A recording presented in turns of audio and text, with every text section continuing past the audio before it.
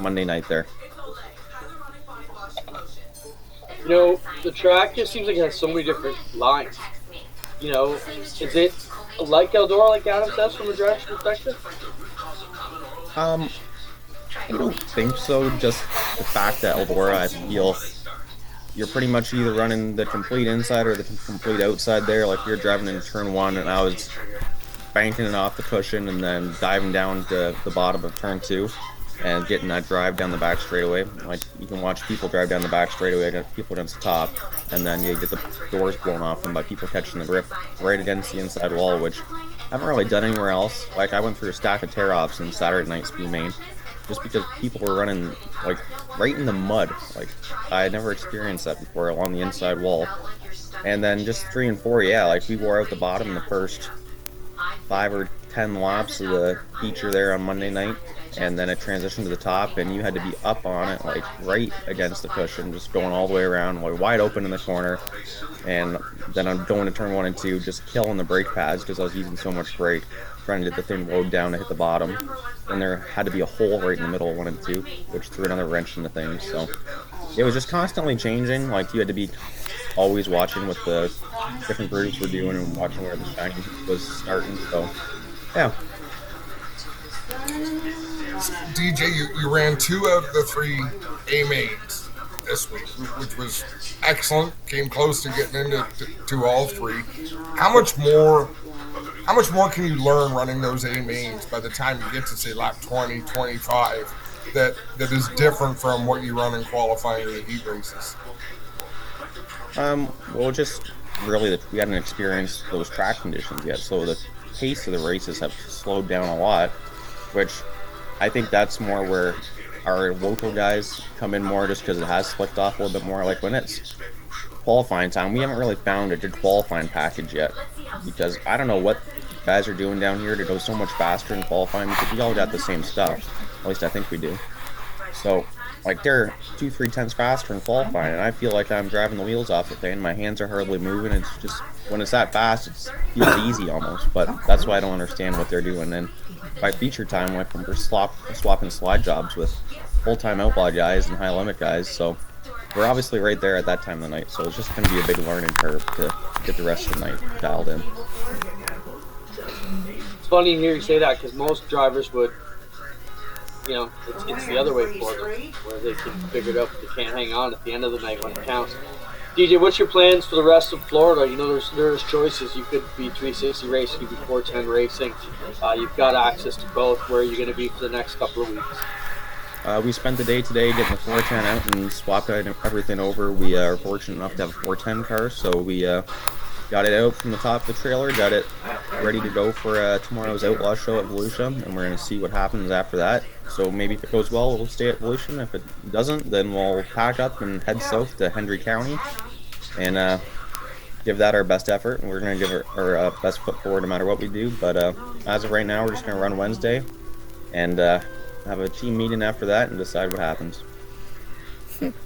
DJ, just to follow up that question, what is the what's the sticking point where you decide to stick it out, or do you say, hey, we're not having fun here? Is it qualifying for all the races? Is it, what are the factors that make that decision on whether you stay at Volusia with the 410 in the top division, the Outlaws, or whether you move to the 360s and head south, as you said? Well, it pays $100 to run in a B main with the Outlaws. So if we're going to do that, then it doesn't really make too much sense financially, and it's $12,000 to win at Hendry, so I think it just makes more sense with the caliber of cars that's going to be at Hendry compared to the Outlaws. Like, everybody that's coming is pretty much capable of winning an Outlaw race, pretty much, at Volusia, so we're definitely going to have our work cut out for us, but if we can stick it in the show or even come close to it Wednesday night, I think that would be the determining factor of staying for Thursday and I guess Friday. We don't have to be at Hendry until Friday night, so we do have some free time Thursday, but it's practice night at Hendry, so we don't have to be there. But if Wednesday goes good enough, then we may even stay for Thursday and then head down there Friday. Make sure nobody listens. Now, Clint, you've got to know, DJ Christie is also in a GSR hauler parked right next to GS. And what happens at these races quite often is if it looks like they need anything, Glenn Stiers will be over there. He's like Santa Claus down there. And I mean that in the best way. Brock Zierfoss needed a motor to run the 360 feature. Whose motor has he got? Glenn Stiers' motor. And he's just happy to be of that kind of help. So if there's a sniff of doing well for DJ, I have a feeling Glenn will want him to do more. Just a feeling I got when I was watching it all go down. One big happy family.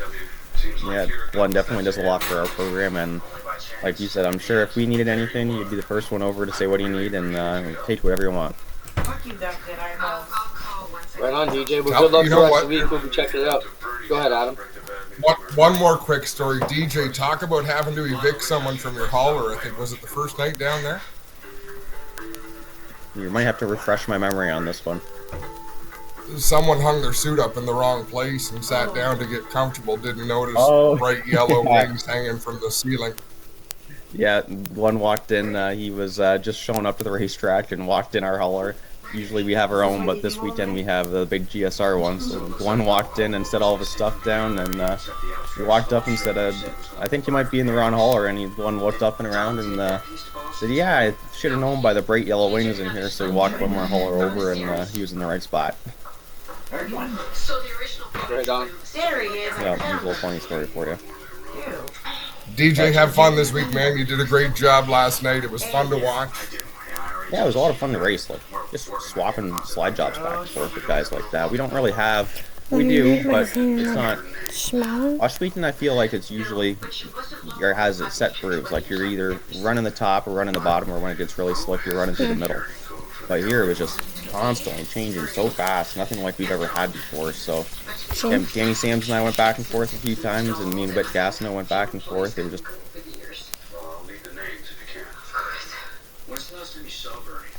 a lot of fun, and we touched a few times, but nothing got damaged, so it was awesome racing. All right, man. Have a great night, DJ. Okay, Yeah, thanks for having me on. you need a beating. Clint, there was a lot of contact in that race, and it is breathtaking. Like, Sam Haferteep got into it, I think, with Brady Baker. I don't know if they showed it on the stream or not, but they were both about 90 degrees sideways halfway down the front stretch and drove out of it. And Sam dropped back to, like, 7th spot. Brady moved on to take the win. Definitely elbows up. So if you get a chance, check it out. You can catch it the rest of the week on Dirt Vision. Adam, your stuff kicks off this week. You're going to be at Alltech with the DTD TV crew Thursday, Friday, Saturday. So we can find you over there. Going up there tomorrow. We're going to do some interviews tomorrow. Meet George and GT and the gang. Steve Ovens. Excited to work with him. That'll be a lot of fun. Wow, you're going to go and do pre-interviews, and you never do that here? You know we're going to scrutinize everything you do. I do exactly what I'm asked to do, which is usually stay out of the way. Don't touch that. It's expensive. It's fair. Spence already told me if he sees you touch anything technical, it's a major infraction on all of our parts. Let's talk about the Clash, Adam. Actually, before we get into that, let's knock off some fun stuff. How about Outlaw Thursday? Let's talk about that, Spencer. I wasn't going to release that today, but as soon as I was looking at the logo, Greg Callan told me that he sent over the new schedule, so we'll show it. Outlaw Thursdays, Adam, is the new name for our Thursday night, what was formerly known as the Microsprint. So you're hearing it here for the first time. It'll be the Cool Kids Doesn't Zerby have Ice a and Water sexy Outlaw voice? Carts. Who has it flat to Powered by the chair? Two-Speed Motorsports. It's great to have Corey and his You're such a dork. company on board with us. You're a good So Adam, what we found out, and this is a product of this show. So 2-3 weeks ago, we had Darren Knight on, and he said, "Oh, when I used to come up there and race what you guys call microsprints, everywhere else they're outlaw carts," and that kind of brought the light bulb over my head. That sounds way cool.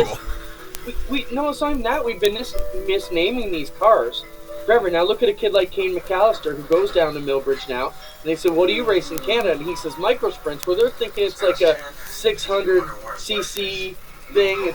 They're almost like the midget cars. You know what a real microsprint is. So we actually have been racing Outlaw carts under a microsprint name. So it'll be officially known as Outlaw Thursdays now.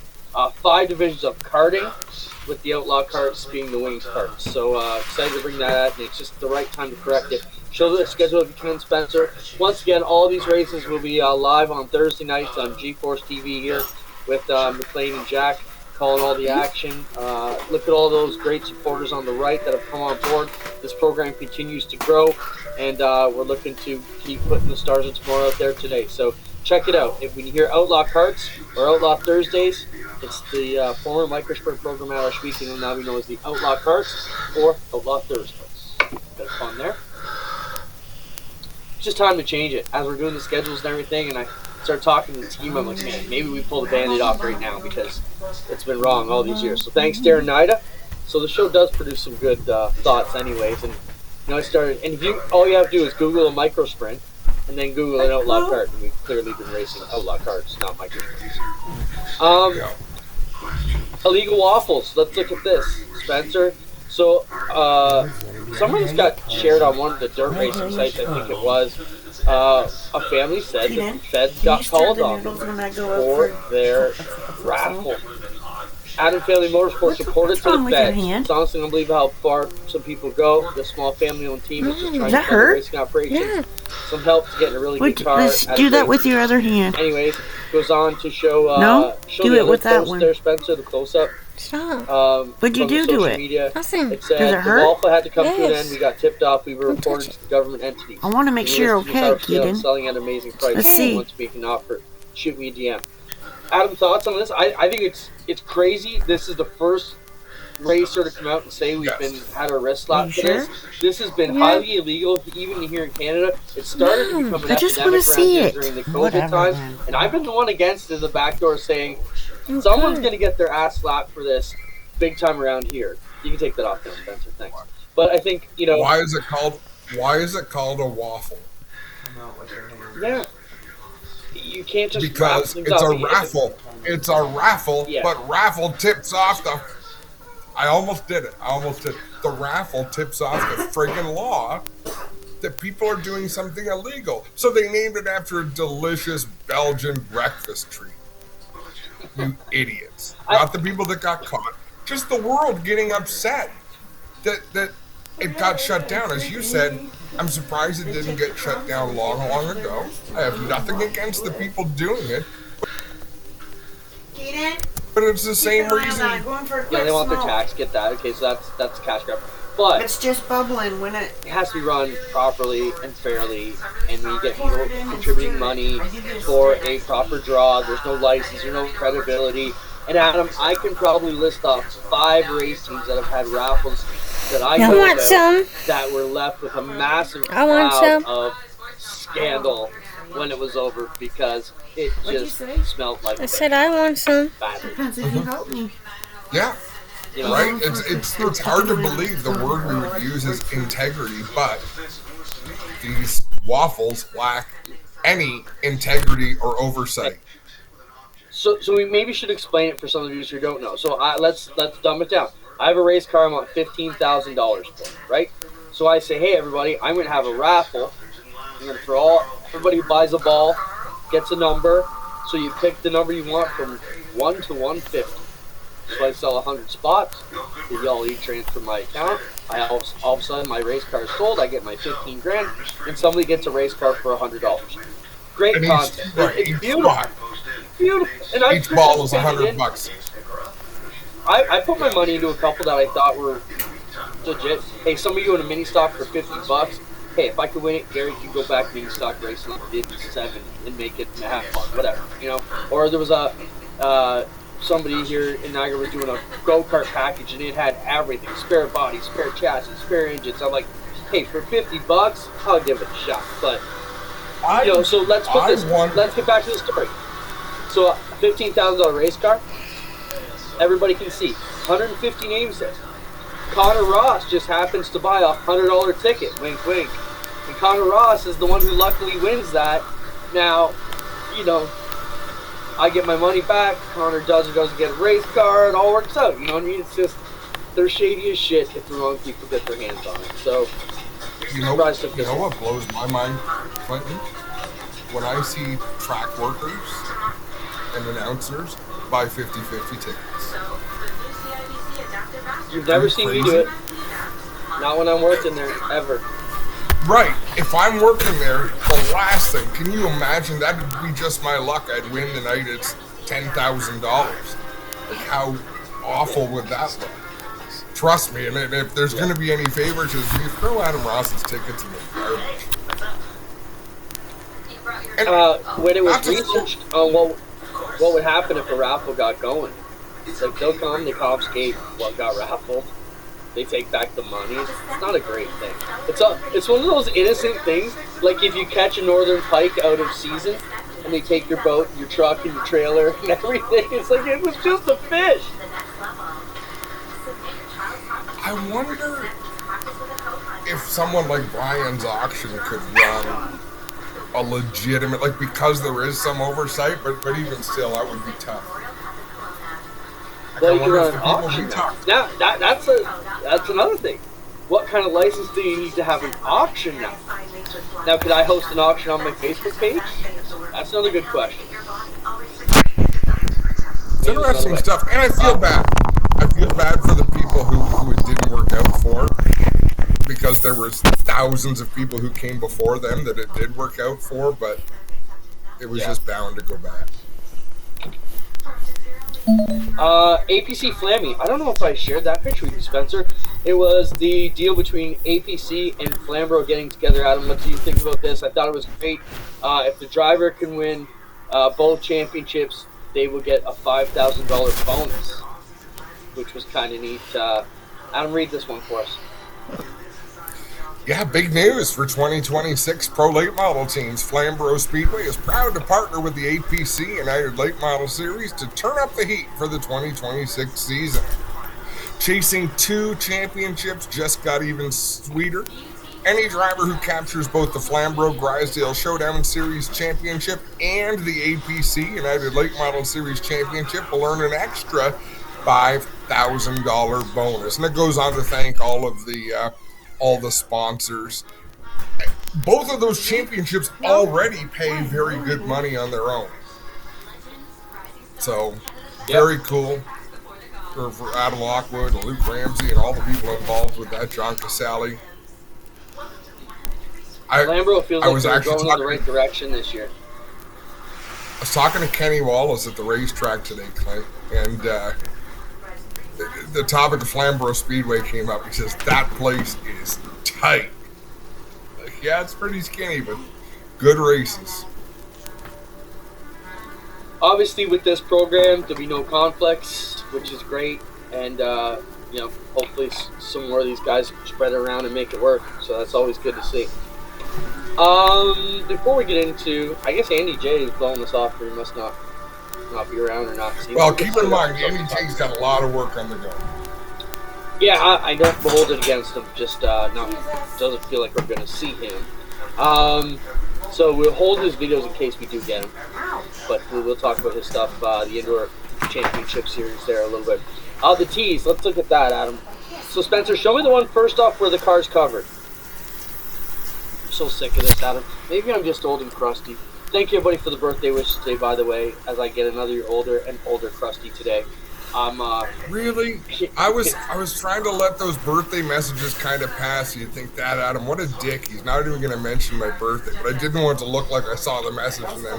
So, Clint, 55 never looked so good. That's not off. 55 yet. You don't look it either. 53. I had to get a haircut just so I keep the gray low. That's not a. Those my aren't new highlights? Nickname, Gray. My new nickname, Gray Low. Okay. What we're going to. The race car picture, Spencer, where it's covered up, the 9. Where it's got. Yes. So, I was complaining to you, Adam, about the tees. Race teams, you're putting out the tees like this. You know what? We don't give a shit. Just give us the story. Right, Adam? Just makes me... No, you know what? I think this one might have been worth it. The unveil of this one. Yeah. It's the sponsor. We're going to discuss that. Here's the deal. If they pulled the tarp back and it was FX Caprera, who's been a supporter of modified racing in the Northeast for 30 years, I'd kind of say, yeah, okay, did we need the hype? But this is a big deal.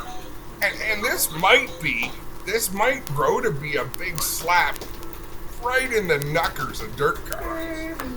Yeah, we're going to talk about all those ramifications. But I had 3 other of these teaser things that was just like, I felt not bad taste. I don't know, maybe it's almost like it's like when I'm watching TV and you got me immersed in this 20-minute segment and I'm all in, then you're like, and we'll let you know after the break. And right there, I turn it off. I'm like, I don't want to participate in your hostage session anymore. So then 3 days later, you sniff another bit of the car. By the end of the week, we don't give a shit. Just show it or don't show it.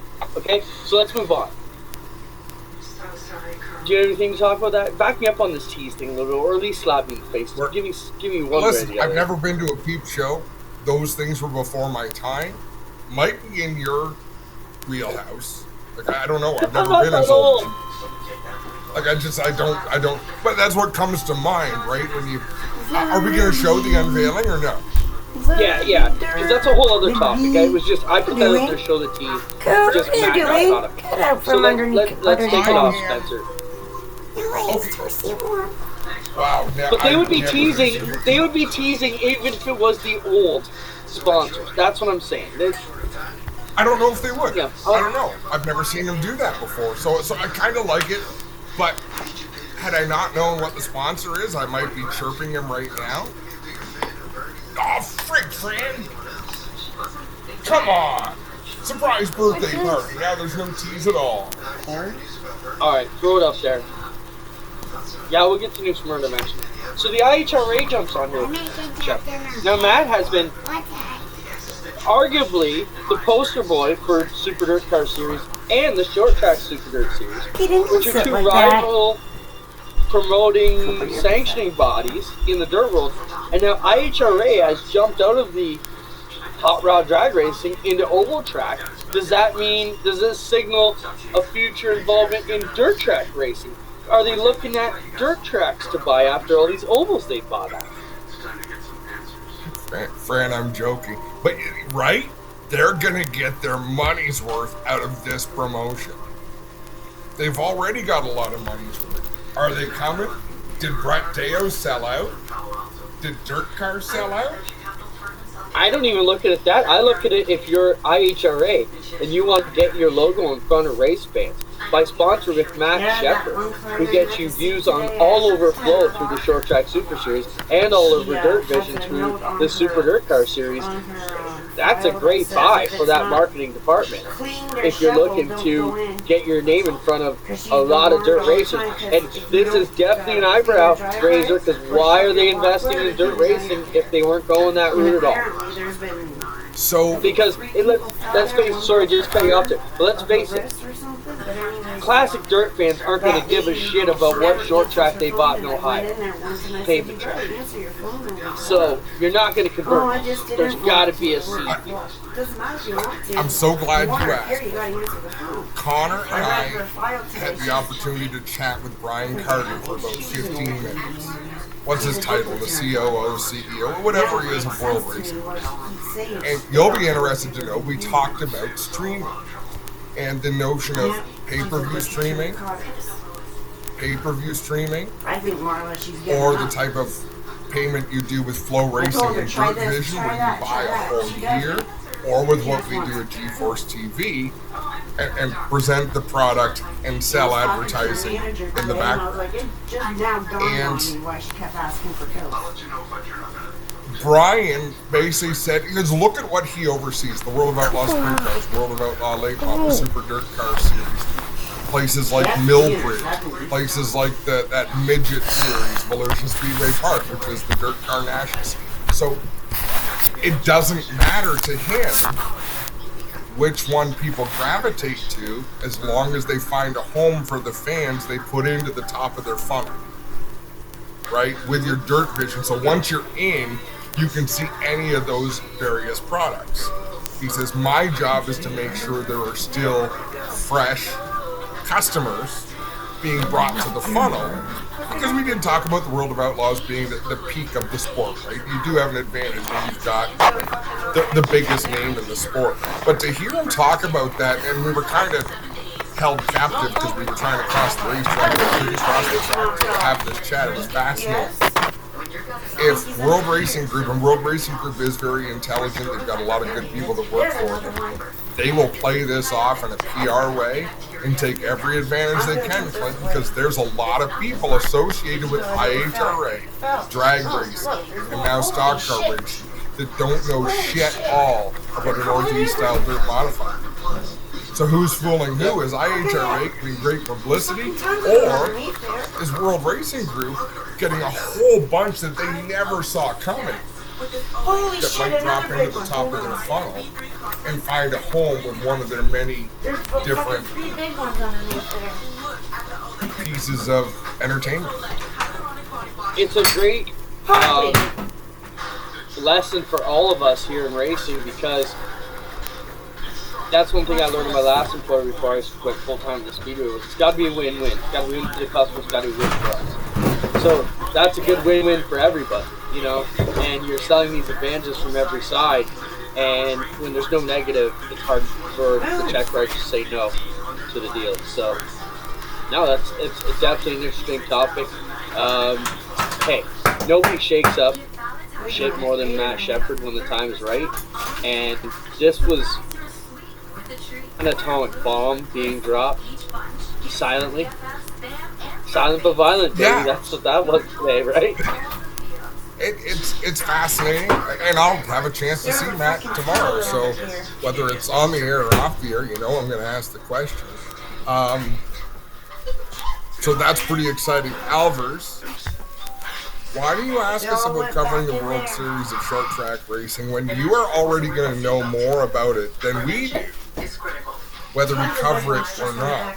Plus, World Series is not there. See, that's what's going to happen next. Major League Baseball is going to crack down on New Smyrna and say, what the hell is wrong with you? World Series of Stock Car Racing, you thought you could get away with this now? NASCAR as part of that week? NASCAR, are you calling something the World Series? Boom! No, we're probably not going to cover it. Although I drove down to the track, it looks good. We will work on getting some pavement drivers for next week. Obviously, be knocking down guys like Kyle Steckley and any of the other guys we know down there. So we'll don't worry about it. It's coming your way, Alvers. You're supposed to have Andy Gay on for some of that stuff today, but didn't really get. What else do we got to talk about? Do we have Dale Earnhardt's tweet or whatever you call those things these days? Yeah, we're kind of working our way back to NASCAR. Okay, so we can talk about NASCAR and the Clash. Anything? NHL. In one hand, I have a professional NHL hockey game in Tampa Bay, Florida on February 1st. I don't care. February 1st. In this hand, I have a NASCAR race in Winston-Salem, North Carolina the same day. Who sounds less intelligent, Clint? Yeah. They're both kind of backwards, I think. I saw someone said something about draw a line from Daytona to California, and everything in February's got to be south of that. Okay, so we talked a bit about it last week. Wow. Should they have pulled the plug? You know, I don't even know where to start, man. There's so many ways to go with this, but like, so Connor and I drove through North Carolina, Virginia and North Carolina through the night on Friday night, Saturday morning. Friday. It would have been 1 a.m.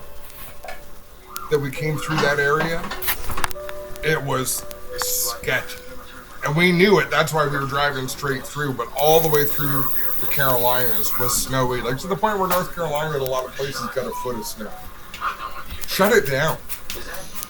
The state has no infrastructure to deal with 12 inches of snow, let alone if it stays for 2 days. So So to keep on, we're going to try our darndest to get the show in. All right, and I'm going to hope the pigs fly out my butt and I can eat bacon. Didn't work out for me either. Admit it. Pull the plug. Everybody started talking about, so it is tomorrow. Everybody started talking around Wednesday of last week that snow was coming. And I understand, Adam, because we were in this situation with JP at ACC 2 years ago, where it had rained all weekend. It was calling for rain Monday, but it wasn't a 100% chance of rain. And JP said to us, I'm going to pull the plug if we wake up to rain. But there's a chance we wake up and it's not raining. And if that chance happens and I send everybody home today, I'm going to look like the biggest ass ever. So we have to wait till it actually rains on the day. And I understand that logic, because we have that at Osh weekend. It's got to rain.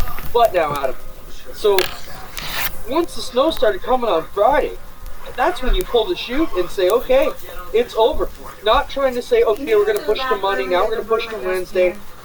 Trying to cram this race in, that doesn't mean shit, but you obviously know there's Fox contracts, there's big business at work. That's the only reason we're still jerking around. It's the possible reason. And they have to make every attempt before they can say they can get out of it. I would love to know what line it is in a contract that allows me to piss on your leg and tell you it's raining. I get that. You know, what do the lawyers know? I just don't get it. At some point, there has to be a clause that says, look, we can't pull this wool over people's eyes. Like, this is a state of national emergency. And it could be that, hey, you know, who knows what's written in the contract, that they're just stuck with it, you know. But let's take this back. Everybody's saying, oh, it should be at Daytona, it should be at Daytona. Let's reason, like Kenny Wallace said today, why do we not have this race to it? Because nobody was going to it anymore. It wasn't popular anymore. It was that kind of just race that was out on its own. So they moved it here, they moved it there. But I think the deal is now, Adam, of this year, of all years, it shows us. Let's get it back to Daytona. Look at all our short track races just from our region that we know that are going down there. So if you have a okay, so let me start by saying, find out how to make it good again at Daytona. If it's a $10 price to get in, whatever it takes, make it work, because just to finish this thought, you have all these short track people down here coming down here. So, for example, Glenn, he may not be able to go race because he's got to race with the Outlaws Saturday, or Matt Williamson's got to race with the Modifieds the Saturday of the NASCAR weekend. But maybe he could go to this race. Maybe they go down a few days early. Like, you make it work. I don't know, but they go back short track, front stretch, do a pit road, front stretch, short track, whatever gimmick you need to make. So make it a plate race. You know what's Kenny Wallace trying to say? There'd be fewer people in Daytona than there's going to be at Bowman Gray Stadium? I'm going to put it somewhere for now. No, he was just saying in general, why did it get moved into Daytona? Because the luster had gone away from it, and it wasn't probably making what it did in a heyday. I'm going to argue both sides at the same time. On one hand, get it back to Daytona, make it for the pole winners. Nobody else gets to come except for the pole winners from the previous year. Make it a short race, run it the same day as the ARCA race, and you will get people from Florida who come out and enjoy a weekend of racing. Not people from the north. That's for the next week when the 500 comes. Make it affordable, make it fun, make it so people of a working class can come out and enjoy it. Out the other side of my mouth, please never bring it back. I can afford, I'm on Daytona Beach in a hotel that I can afford. And if the shootout was here coming up, I wouldn't be able to afford it. They'd have 3-night minimums. Things would be silly. I can get into any restaurant I want. It's actually a little bit depressing down here. There's so few people. Big one but here. Those are the two sides. But bring it back, make it affordable. Yep. Run a fun race weekend. Like, I don't know what they're proving. Would a race at Daytona Super Speedway be less thrilling than Bowman Gray or the LA Coliseum? I don't think so.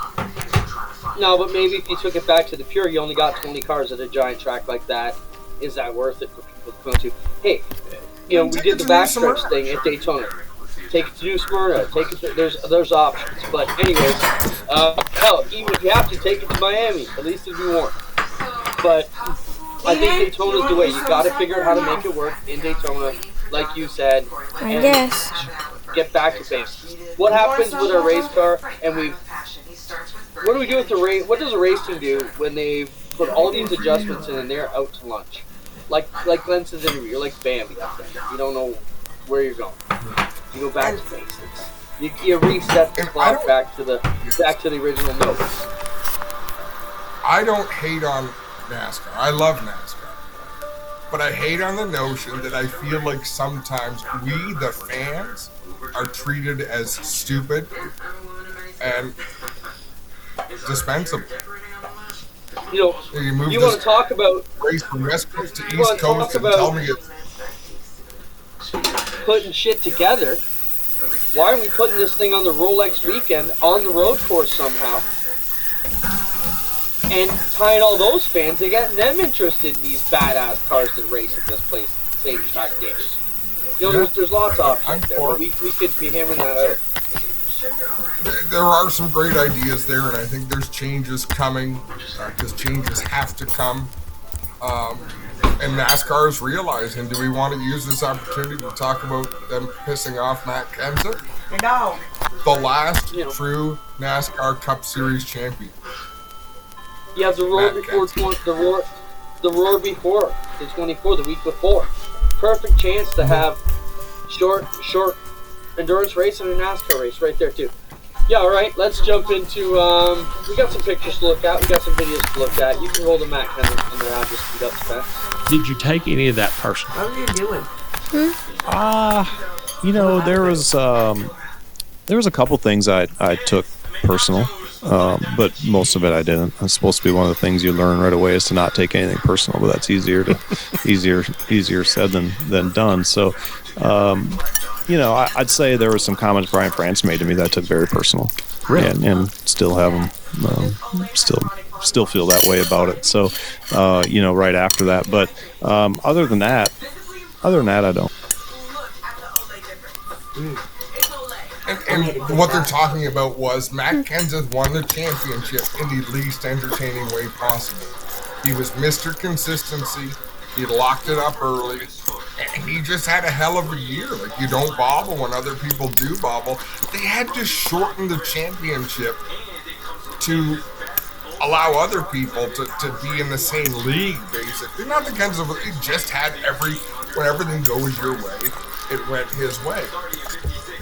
Don't hate on him. Don't disrespect Matt Kenseth for taking your game and mastering it that season to win a championship.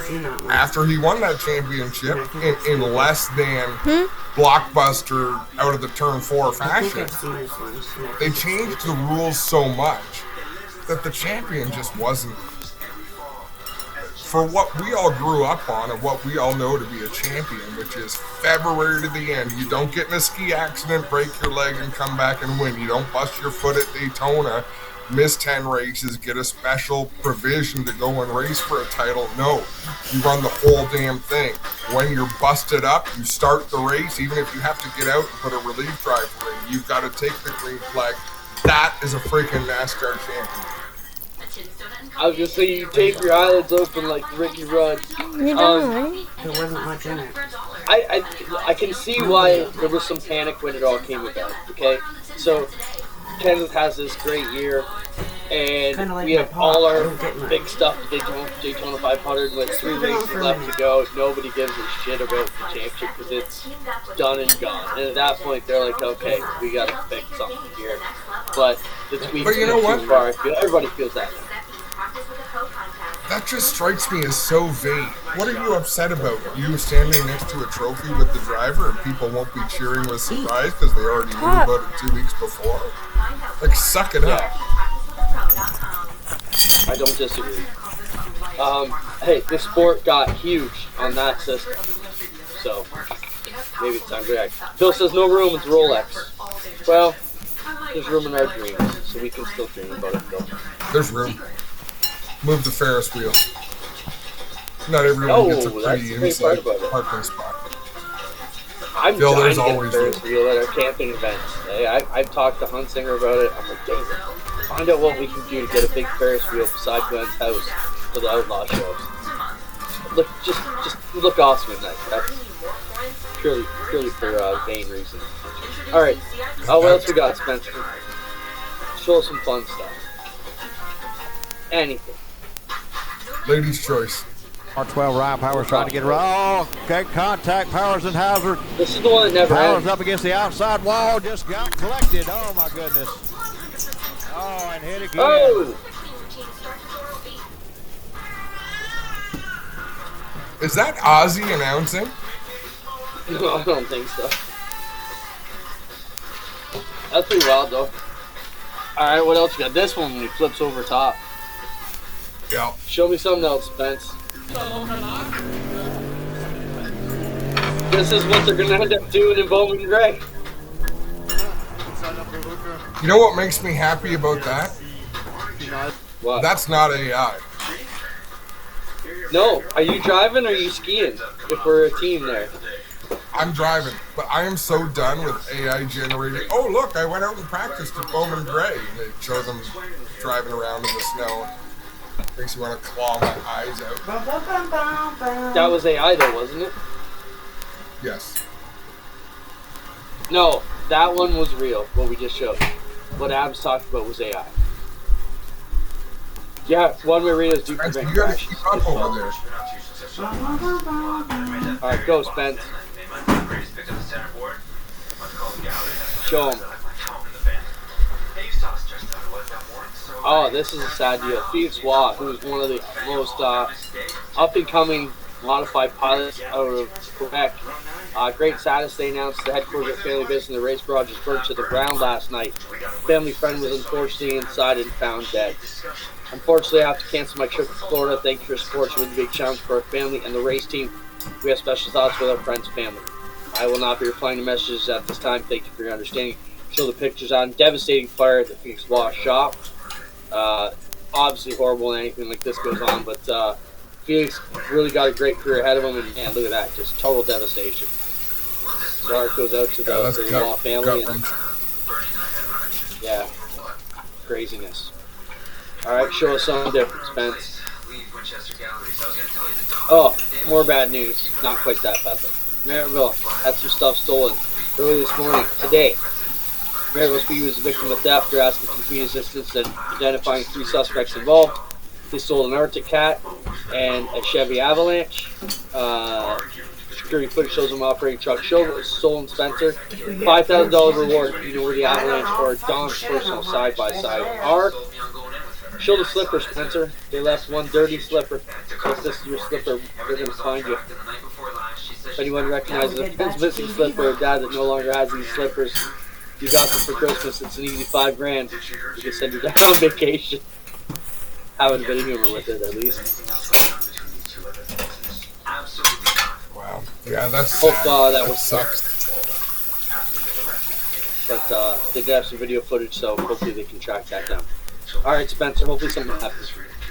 But if it's sad, we'll talk about it. Oh, Sheldon announced his deal. This is a good looking rig. Like when this thing goes into our weekend, it's going to be awesome. And when this thing drives through town, this is how for an enclosed. Adam, I know we like the open shows, but man, the KCP guys are doing it up. Look at that. It is smoking. Yeah, and that's cool. That looks awesome. It's better than the standard enclosed. Love it. I think it's gorgeous. Only because we were giving shit to the Outlaw trailer last week, we'll give some love to Sheldon here. What else, Spencer? Flamborough Speedway come out. Find that on their Facebook page and their website. Another solid schedule from pretty much May right through till October. Across Yeah, they've got Oktoberfest and then into some the must-see races for sure. yeah. And like we said, we've been working together with the HC Series. Jeez, I can't see dogs on the floors. What else, Spence? Donnie Shots rig. They're coming out, bud. Gonna have some great looking rides. Make their debut this week. Good to have Johnny Shots coming back. Didn't know where Donnie was gonna end up, but good to see he's found a ride. We'll be back at it with CJB Motorsports team. Andy J. Koyak is just signing in, so we'll get to him in 1 second. What more pictures we got, Spencer? Oh, Eat your I just KD. wanted Do you to, want it? give Dale Shaw a cool you want it? shout out here, Adam. You know, we always see teams asking for help. Are you gonna Dale eat it? Shaw I saved created an Amazon wish list. Then So go wrap race it up. fans, sponsors, supporters can buy him anything from the Amazon wish list. Why I like this, to show a couple samples of what's on it, Spencer. Hey, you want to buy him an $18 pack of batteries? That's going to help. You want to buy him a $250 Milwaukee Impact gun? That's going to help. This is brilliant. That's brilliant. Super smart for teams. Dump it in I think here it's great. and put that bowl Dale's in the worked it out. center. Mom. Hey, everybody's got an Amazon Come account. It'll ship it right to Dale Shop. I said, come More here. teams should be doing this. This is a brilliant way to get out there. Kudos to No, Dale you're and your not team for doing it there. thinking about this. Yes. It's almost like a bridal wish list. They can put what they want, and you can buy it and send it their way to a level, whatever level of support you want. What else we got, Spencer? Oh, so how do you say his name, man? Do you know? Nate Bargatze. Do you know who he is? Yeah, he's hilarious. So NASCAR put this out today, and the responses were pages of everybody saying who. Nobody knew who it was. He'll get a good So- pop on that. Yeah, again, why when you're down and you're out and you've been getting your ass kicked, it just feels like we're still trying to reach for the outside perimeters. Bring us mainstream people for 2 years and get everybody back with your plans. It just, You only have to breathe once. The whole I'm life. trying to see if Nate Bargatze has anything big coming up on Fox. bring in That's Andy maybe J so we why. don't waste any more of his time if we can. Of course it's Yeah. a tie-in like that. Andy, how's it going? You have a No, late no, shift from your guys. boss? You guys are working around me. I'm thrashing my life away on a car here with my buddy Nick. We're trying to make this thing ready to load in like a day. For my buddy Andy, Steve. I don't get it. You put the I don't call get it out on either. social media what you wanted to do, and only one person shows up. They've been coming and going. I don't even know what to do half the time. Andy, let's Then, talk what we got coming up. So crazy weeks ahead, crazy week behind. You know what's on your Florida itinerary? Well, got to get this one done first. Hopefully, go down to Speed Weeks with my best friend Steve, trying to get this car done for him. It's been interesting. I've been living at Sly Sesbin's house. He's the crew chief on the Wheel Modified Tour champion, Austin Beers, and basically I've been roommates with him for a little while. I do dishes, and help out a little bit, try to clean up around the house, and it's been a little different, but trying real hard to get this car done for my friend Steve. Eden? And Put your pajama pants on for me. it's you see it's about 3 different colors, and I don't. We kind of gave up like 2 hours ago, and then we got that fucking wind. They sent us the wrong nose, so I don't have I went and anything. sold the nose off another car, so it's got a Go green nose. So, You're which miserable. isn't really Steve's style. Actually, it's He's more of an 9/11. Time to aesthetics shut guy. that So, down. he's on his way here, so he might just throw me out when he gets here. So we'll see. Hey Siri.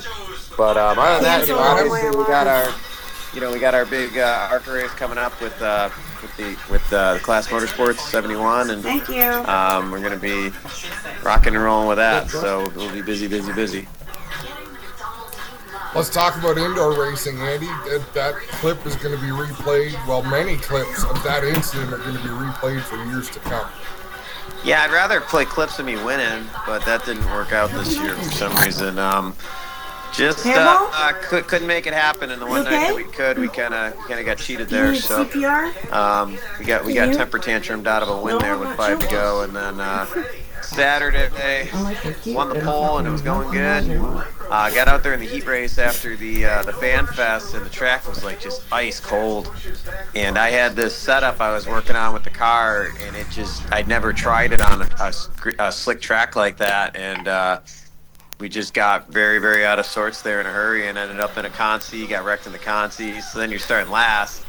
And I was thinking I should just lay back and let the first crash happen, but then I tried being a race car driver, and then all of a sudden I was I was looking up at the ceiling, thinking, okay, this is big.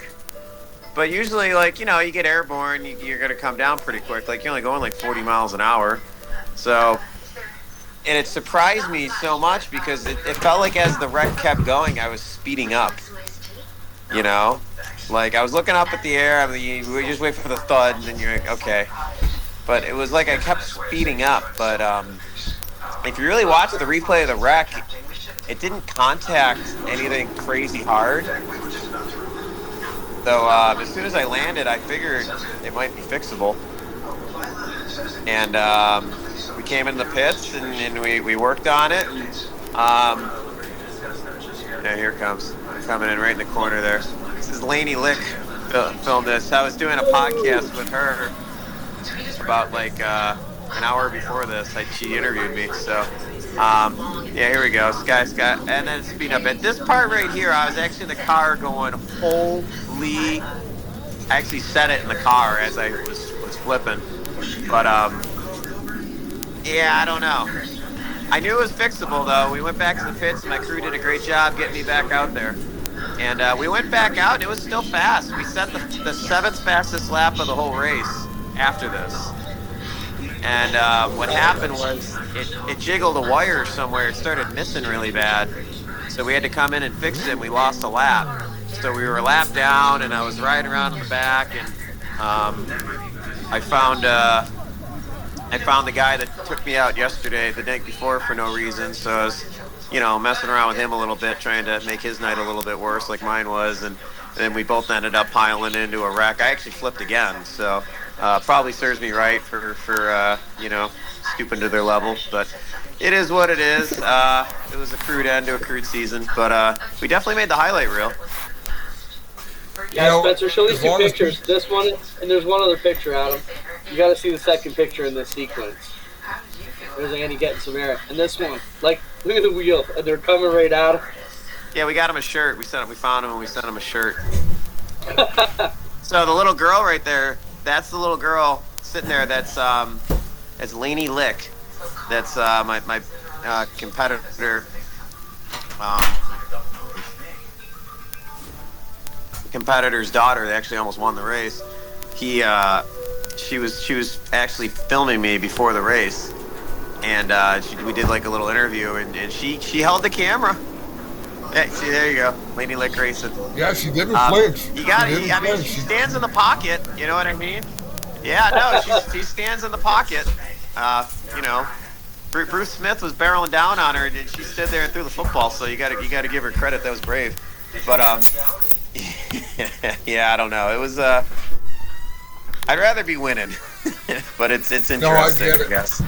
But listen, how do you get temper tantrumed out of a win? I don't want to get too far into it. I've already probably said more than I needed to say, but someone took me out intentionally and made it very, very, very well known to me right after the race. Told me at home.